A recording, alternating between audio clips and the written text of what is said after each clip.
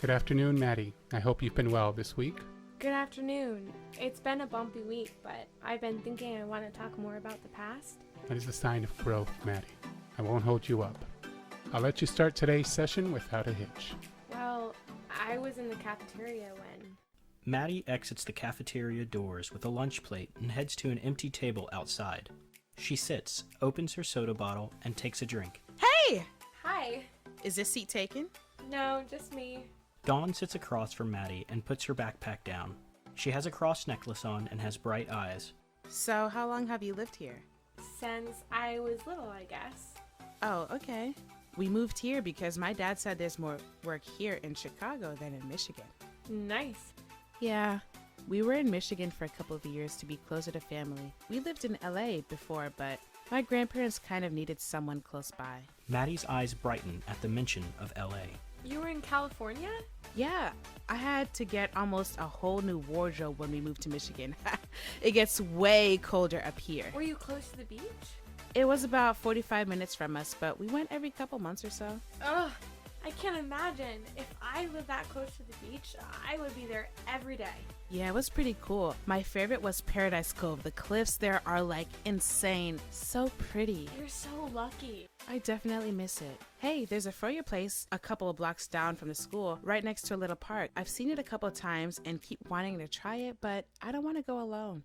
Do you want to come with me after the last period? I can't. I have work to do after school. Oh, okay. Well, maybe tomorrow. I'm not really allowed.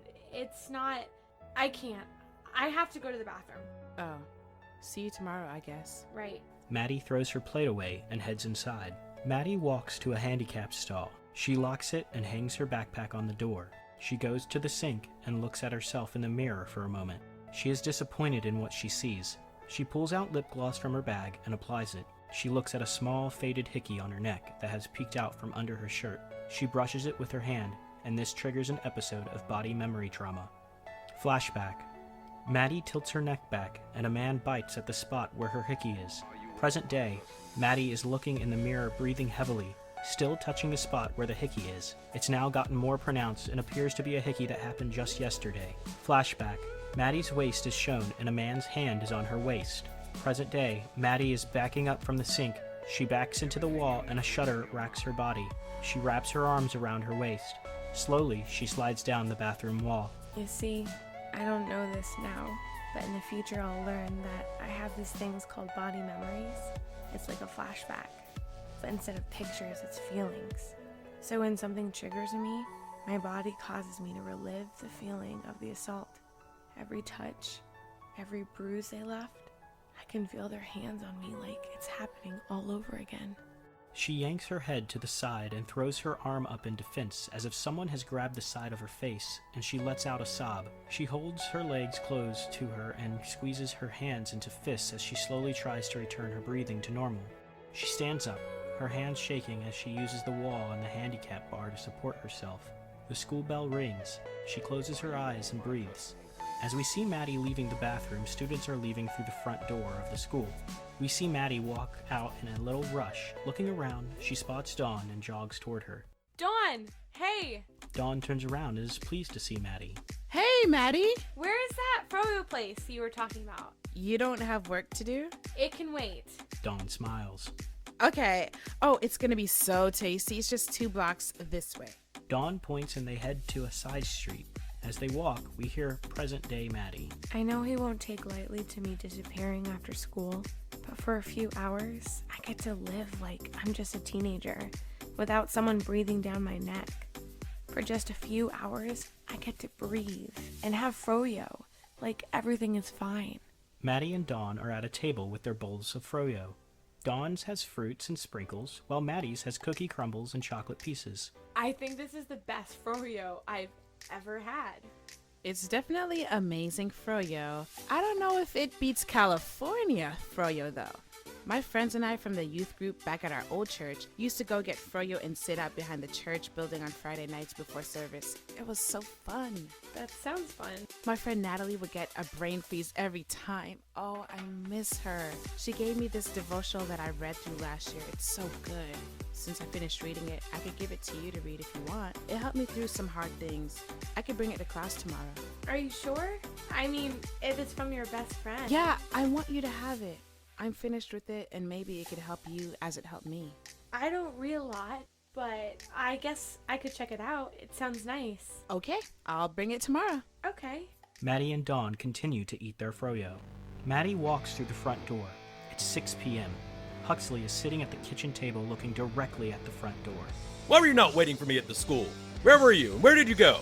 You had a meeting today. You cost me a ton of money. Do you hear me? I went to see a friend and I'm old enough to walk home. I don't need you picking me up every day. A friend? You don't have time for friends. You have a schedule and you have to keep it. I can have friends. Who is this friend? It's none of your business. Excuse me? I said it's none of your business. Go to your room until your next meeting. I don't have time for your childishness. Fine. And quit saying fine. It's yes, Dad. This disrespect is getting out of hand, young lady. Maddie goes to her room. She closes the door behind her. There are no locks on her door. Maddie gets a chair from her desk and puts it under the doorknob. She walks over to her windowsill that has a small jewelry box sitting on it. She opens it up. Inside is a bowl and a baggie of marijuana. She lights up the bowl and inhales. She begins to look out her window and then goes to her bed and sits down. She ponders for a moment, and then she lays down and starts to drift to sleep. The crazy thing is, it's not when he's yelling at me or throwing things that I'm most afraid.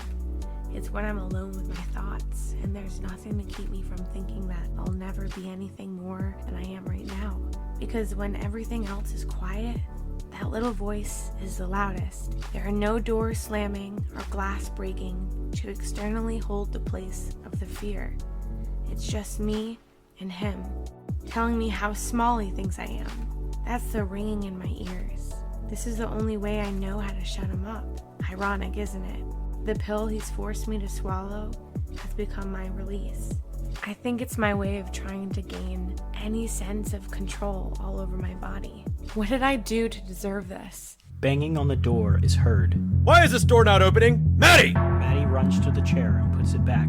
Sorry, Dad! It's time for your meeting. Let's go! The year is 2009, and we see Huxley walking through the airport and arrives at the arrival station. Huxley looks down at a young Maddie. Why, hello. You must be Maddie. I've been waiting for you. I'm going to be your new dad. Huxley puts an open hand towards her. The little girl looks up to the man, reaches for his hand, and grasps it. She is scared and nervous as the man walks her out of the airport. I think that's all I would like to share for today. You have worked through a lot today, Maddie. Change is hard.